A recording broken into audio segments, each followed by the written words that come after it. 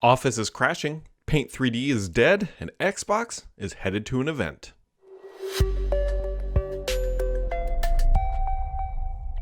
Happy Friday, friends! Happy Friday! It is Friday, and middle of August. It is Friday. It is middle of August, and I'm staring at the mic monitoring to make sure that this microphone is properly selected, because sometimes when Windows updates, it just picks the wrong mic for whatever reason for default experiences. Anyways, it is Friday. There is a little bit of tech news. There's a lot happening on the game side, a lot of juicy rumors, if I'm honest, which we'll dive into as well. And Xbox is headed over to Germany, where Gamescom will be happening. So let's get started here, friends. Hopefully you had a wonderful week. Let's dive into the tech news. So a little bit of an embarrassing bug for Microsoft Office. Sometimes it crashes. And what would you be doing when it might crashes? Typing. So it looks like there's an outdated language pack issue, and so make sure your language packs are updated if that is specific to your install. And if you are experiencing that crashing, more than likely it's related to a language pack.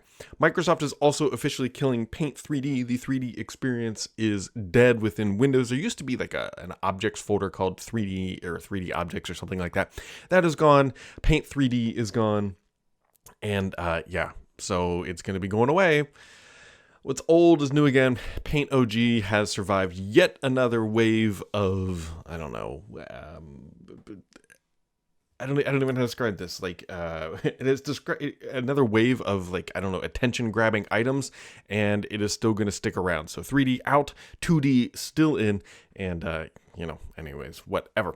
There's some interesting things happening here on the AMD Ryzen 9000 side. So this is the latest generation processor from AMD. The initial reviews and benchmarking really were not impressive at all. Actually, they were downright disappointing, especially because AMD is in a position where, like, hey, Intel is struggling right now. Their 13th and 14th gen have that extended warranty issue if you're using too much power.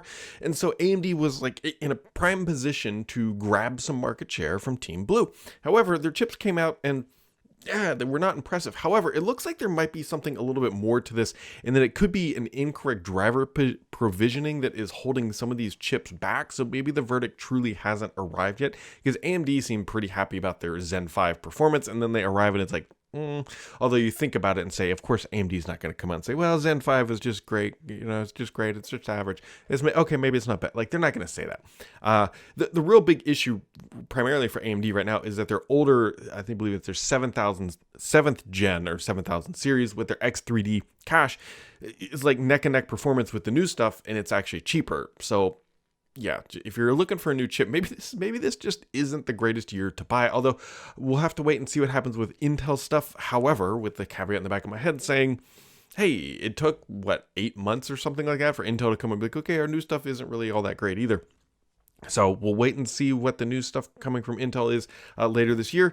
But it feels like the market is just like, it's primed for this ARM stuff to really kind of grab its claws in, because AMD, even if they get this stuff sorted out, the initial headlines are AMD missed the mark. Intel is struggling. And so here's, Qualcomm/ARM chips. And it's like they're starting to get better. They're starting to get realistic. And so maybe next year is the year of ARM finally, especially if the rumors pan out where NVIDIA and AMD are going to be launching their own ARM chips next year as well. We will see. Google showed off a bunch of AI stuff this week. Well, I'm not going to dive too deep into that because there's a lot of people who do that better than me on the Google side. However, I just want to bring up one thing is, like, where the heck is Recall? Right? This was supposed to launch earlier this year, in June, and now we are midway through August, and we know why it's not here, but it's been like incredibly silent, like really quiet, like not even a peep, not even a muster, not even like, okay, we're thinking about, it's going to launch. Nope, like just it's not. Where is it? Curiously, and I don't know if these things are related. Remember that Microsoft put out a memo like security first. Remember, after all this CrowdStrike stuff and everything else that's going on, security first. I wonder if Recall is getting caught up in their security first, and nobody wants to die on the hill of like getting this thing out the door when they know that there's actual security vulnerabilities with it, or perceived vulnerabilities. I'm not quite sure. But I don't know. We'll find out where it is. Anyways, Microsoft has also fixed an issue with BitLocker that was randomly putting you into the BitLocker state on reboot, which is conveniently timed because I believe Microsoft is going to start making BitLocker the default on experience for consumers. And so, yeah, it'll be interesting to see what happens on the consumer side. One super, this is like a legacy thing, I think, but it's cool that it's finally happening. So Microsoft has removed the FAT32 partition size in Windows 11 in the latest preview build. Previously, you can only use FAT32 up to 32 gigs. Now it's up to 2 terabytes. So if you've been sitting on there, whatever, saying, nope, I'm not going to that NTFS or anything else new, I'm sitting on FAT32, you can now do it up to 2 terabytes. So there you go. So anyways, on to the gaming news, which I think that's where the more interesting news is this week, because Microsoft and company, or Xbox and company, are headed over to Germany. So there is going to be a lot of news. Officially, this is what Microsoft/Xbox is saying is going to be their streaming schedule. So basically Wednesday, Thursday, Friday of next week. Prepare to see a lot of gaming content coming out of Team Xbox, which is a good thing. However, and this is sort of par for the course going forward, is the big rumor coming out of Gamescom is that Xbox is actually going to be announcing a new title for PlayStation, which is really bad for Microsoft. This is like the stuff that they want to avoid. Here's the reason why. Not just because bringing it multiplat is an issue. In fact, I think that's going to be more common than not going forward. I really genuinely believe that. The thing is, I don't even think Sony is at Gamescom. Like, I think they're skipping this like they've done previous years, at least in a big presence. And so the big headline of this week is that Xbox is bringing something to PlayStation, giving PlayStation again more notoriety for something that they're not even going to or attending in any meaningful way. So we'll see. I don't think they're going there, but it doesn't really matter. But anyways, I will toss a little bit of fuel into the fire. Well, maybe not really fuel into the fire, because there's the rumor is floating around that there's going to be a big title. The first title that was tossed out was Forza. I don't believe Forza is going to be the title. However, I will tell you that it will not surprise me in any meaningful way when I believe Forza Horizon does arrive on PlayStation at some point. I don't think that's what is being announced, but I do believe that Microsoft is going to do that at some point. So we'll see. It makes perfect sense. I don't think they would bring actual Forza because, right, they've got their own racing game on that side. I must have called it GTA Grand Theft Auto. It is not Grand Theft Auto. It is Gran Turismo is their premier title. I don't believe there's a Forza Horizon style game. I might be wrong. I don't know all the PlayStation titles like I do on the Xbox side, but that would make a lot of sense to do. But I don't think that's being announced this week. So we'll see. We'll see what they do. We will see what they do. I'm looking forward to seeing what Xbox does. I will say it time and time again. I do not care what titles they bring over to PlayStation. I will continue to buy Xbox because I think the OS and integration experience is superior to that of what PlayStation offers. And the friends that I play with are on Xbox, so that's not going anywhere either. So, other things Xbox has announced is this new handheld compat mode for Game Bar, which is a lot to kind of swallow, but it really just goes, Xbox keeps leaning into these handhelds, leaning in. We've heard rumors of some like new mixed reality headset Microsoft might be working on, some of these panels that they ordered from Samsung. It doesn't really matter. We do know for a fact that they are making handheld experiences with Xbox content better each month, and there you go. Other thing, this was way last at the very end of last week, or maybe it was over the weekend, but Xbox, the Tango Gameworks has been picked up. So they have been sold to the publisher, or by Krafton, who is the publisher behind PUBG, if I could enunciate that. So good for Tango. Happy to see that they live to see another day. I believe Hi-Fi Rush is their only IP.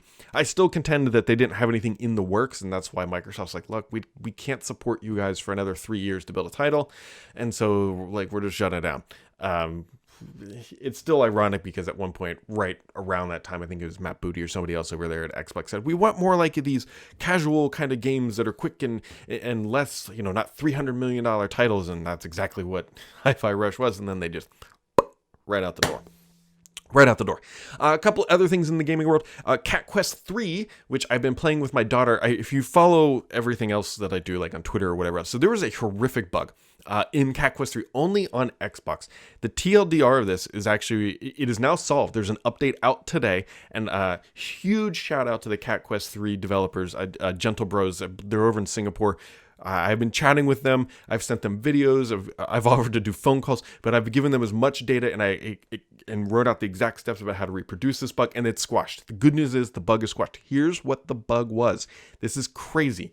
So my gamer profile did not have a picture attached to it. I did not have an icon. I have a really old account. I never had a profile icon.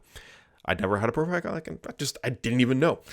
because I did not have that profile icon, that is what was tripping it up. So what would happen is during quick resume, when the game would come back, it was nuking the game save file. So the TLDR is you go play for 2-3 hours, you use quick resume. When you bring it back up, the save file would get nuked every single time. Very repeatable process. And it was distilled down to, because I did not have a profile icon, soon as I enabled a profile icon, everything was fine. Anyways, there is an update out today, and that bug is now solved. So super happy for that. Cat Quest 3 is I'm playing this with my daughter, and it is a great couch co-op if you've got a kid. Very family friendly, a lot of good puns. It is super easy to pick up. There's even an easy mode, which is what we're playing it through. And big shout out to those developers. They wrote up this, they made like a poster for my daughter that I'm going to go get printed out and give it to her, because she was absolutely bummed when we lost her save file, but she was also happy. Like, we sat there and I showed her how you actually properly file a bug and how you triage a bug. And so we walked through every step and how tedious that was, so that I could send the developers literally line by line each step with the video, so that they could try to repro the bug. And yeah, super happy that it's solved. Other things happening close to the chest. My company, Stardock, we released Sins of a Solar Empire 2. That is now out on Steam. It is being very well received. If you like RTS 4X style games, this is a banger. So, obvious bias there, but go check that out. Links down in the description. On to the questions of the week, my friends, because the questions are always the best part. So, all right, here we go. Mad Thinus dropping in with the first question. He says, is it me, or has the Xbox software team just gone silent? You don't hear of any new APIs or optimizations being worked on, or worse, being developed for developers. On the Sony side, they have added a bit over this generation, smoothing out the edges of the system. I take a little bit of issue with saying they're not doing anything. I mean, there's an an Xbox update literally every month that is adding new features to the console, right? We've seen things change. The dashboard has evolved. There's new functionality. The design has changed as well. So I wouldn't say that Xbox software team has gone silent, because they ship an update literally every month. So there's that. Now, on the API side, we wouldn't hear about that necessarily publicly, because that's more of a developer focus. We haven't heard or seen any leaks yet of like Xbox Dev Kit updates, which is where some of that would come from. However, I think the next update for this stuff is just going to be in the next generation. Right now, the big thing that Microsoft is working on the graphics side is that SR, the super resolution, is that I can never remember the name of it. It's their upscaling process that uses an NPU, which I believe is definitely going to be part of the next generation Xbox. So there are things happening. It just may not always be a blog post that is related to it. Sydney2K says, hey Brad, a few days ago I watched a video by Apple Explained about why Windows Phone failed. I should go watch an Apple fan explain why Windows Phone failed. From a market share of about 34% when Windows Phone existed to the scene, it was down to, when it exited the scene, it was down to 1%. Now Satya Nadella has said they should have never left the phone market. Can you describe a situation where a phone OS with less than 1% market share could have survived, let alone prospered? Not really. And so I'm without having looked into this, my gut says when they said they had 34% market share, that had to have been Windows Mobile prior to Apple launching, because there was Windows Mobile back then. There was BlackBerry OS. Wasn't there Symbian? Weren't those like the three big ones there? I might be missing. There was Palm OS. So maybe those four, and that's where all those numbers come from. I'm sitting here holding a Surface Duo for people on the audio side, and the original Duo, and it's like, did Microsoft leave the phone market? Well, they did, and then they came back, and then they left again. The thing was, Windows Mobile was sort of doomed because it had so many multi-factors being against it. One, it was late coming back for what Microsoft did. We all know the app side, but it was a tragedy of errors because of Microsoft's position also in the marketplace. You got to remember, Microsoft wasn't really liked all that much when Windows Phone 7 launched. They were the juggernaut in the room. They were coming off the back end of Windows being the most dominant platform the world has ever seen in the OS space. And so it's like, here's Microsoft trying to be cool in the mobile space again. And people were just like, we're over you guys. Like, you've had your time, and we're going to go check out these Androids and these iPhones because they're different. And so I don't think that there is a reasonable market where Microsoft could have stayed in with less than 1% that made any sort of sense. I understand why Satya Nadella said that at one point, But the reality is that they still have a very large mobile presence on iOS and Android, and they have survived just fine. If you go look at Microsoft's financials, nobody is sitting here saying, man, they would have made a little bit more money if they would have had Windows Phone out there in the world. I don't think that's fundamentally true, especially with them making the hardware. Microsoft very rarely is making money on hardware these days, and I can't imagine a scenario where they were shipping lots of phones and selling them at a premium price like Apple does, and then making a decent margin, like 30% margin on hardware, where it made sense for the business to be in it and sucking up that capital. So I think I think Microsoft is fine in the position that they are in. This is the world that we are now, I don't want to say stuck with, but the current environment, and thinking that Windows Phone would have been really anything bigger than what it ever was at its peak, I think is a bit rose-tinted glasses in hindsight. And Sydney 2K, I'm not saying you were saying that it would be better today, but from Satya's perspective, saying, oh, we eventually could have clawed our way back up like 7-8%. And I don't think that makes sense. I mean, the market is really kind of boring and stagnant, and someone would be like, well, Brad, that's the exact point. You bring a brightly colored Lumia 930 cyan color back in the unapologetically polycarbonate blue, and it would shake things up. I don't think that's true. If people today, if you have an iPhone, you pretty much buy an iPhone. And if you have an Android, you pretty much buy an Android. I don't think people are swapping pawns, if you will, all that often anymore, to the point where they're going to jump to a completely new platform, such as Windows Mobile. So Simon says, how impressed are you with the developers of Cat Quest 3 that they figured out what was wiping the saved games with quick resumes and your profile picture? I'm very impressed. Look, I've played Cat Quest 1, Cat Quest 2. It's a wonderful game. The studio, by all means, I don't know these people personally. I have no personal relationship to them other than they made this poster thing for my daughter, which I didn't put up here for various reasons. But very impressed, right? I work at a small company that ships games. I work at a small software studio. I get it. Like, these things are tough. And like, look at the scenario that had to have happened. You had to have a no game profile picture. Now, granted, there are other people, but I was literally an edge case, and I was able to help them get it solved. And they were super responsive. They were not saying, well, it's your fault. So, like, they were just superly good. They were like, hey, thanks for helping us out. We want to make this right. And so, yeah. And so what they've done is, they made a poster that I'm going to go get printed out. They offered to print it and ship it to me, but they're in Singapore. This is nuts. It's not that big of a deal. They had an artist draw up a big Cat Quest thing. It says thanks and my daughter's name at the bottom. And I'm going to go get print it up and give it to my daughter, and she's going to be ecstatic. And so from that aspect, over the moon. You know what? I wish them nothing but the best. I hope they make a Cat Quest 4, because the little I've played of Cat Quest 3, it is a great title. It's just super fun, casual. You're a cat, you're a cat pirate, and you get to drive around in a boat and shoot cannons and whatever else. So, yeah, super impressed with them. I wish them nothing but the best. Mr. PKI says, when is Call of Duty coming out on Game Pass? We're hungry for something new. Day one. So actually, you're going to be able to get I think the beta for Black Ops 6 drops August 30th.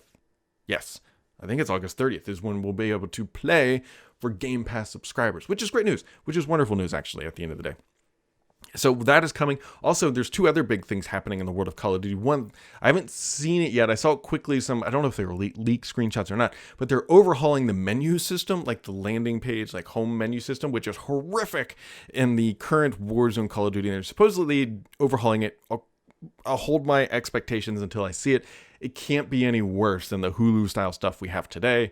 Hopefully it gets better. Also, they're making changes to Warzone will not download by default for if you don't intend to download it, to try to shrink up some of those download sizes. And Mr. PKI wrapping it up with the last question of the week, as he likes to do. Ending questions, he says, I heard that Windows 11 will now have BitLocker on by default. Yes, that is, I believe, the next release will be doing this.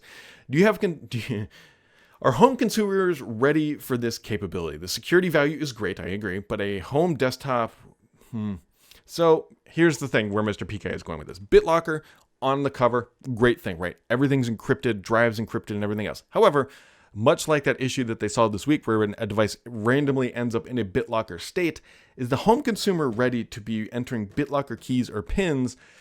I don't know. And everybody listening to this already knows this answer. Is there going to be a scenario where a home user accidentally ends up in a BitLocker state and loses all their stuff because they lose their recovery key or can't figure it out? We all know that answer is absolutely yes. And who are they going to blame? They're going to blame Microsoft. They're going to blame Windows. And then that's going to be a bad experience. I get why Microsoft wants to do this. I get why they want to do this. What they should have done, in my unbiased opinion, is put up a very large but safe looking prompt that says, do you want to encrypt all the contents on your stuff? And then walk the user through. Most people might say, no, that's too scary, I'm not going to do that. But let the user be in control of what is happening to their data and encryption, because I already know we're going to get calls and reports in of like, I lost my BitLocker, I can't recover, I know it, whatever. And someone will say, well, I just store it in your OneDrive, blah, blah, blah, it'll be easy. Yes, but there's a 1.5 billion people running Windows. It's going to happen. It's going to happen. So, but I guess, I don't know what's worse, right? If somebody steals your desktop from your house and then accesses all your data. I don't know. Laptops make more sense than desktops, but yep, here we are. Not my decision. I will just watch and meander as we go along. So there you go, guys. Another week in the hopper, in the can. Hopefully everybody had a wonderful week. I genuinely mean that. People who, if you didn't listen to last week, this will make no sense to you. My mom has not responded yet to the outreach in last week's podcast. I'm not saying my mom has stopped listening. We will give it a few. We'll give it a few weeks. We'll give it a few weeks at best, because I don't think mom listens every week, but she does listen on occasion. So there you go, my friends. As always, my friends, make sure to keep it subscribed here. Hopefully you had a wonderful week. I messed up this outro, but the only BS on this podcast is me.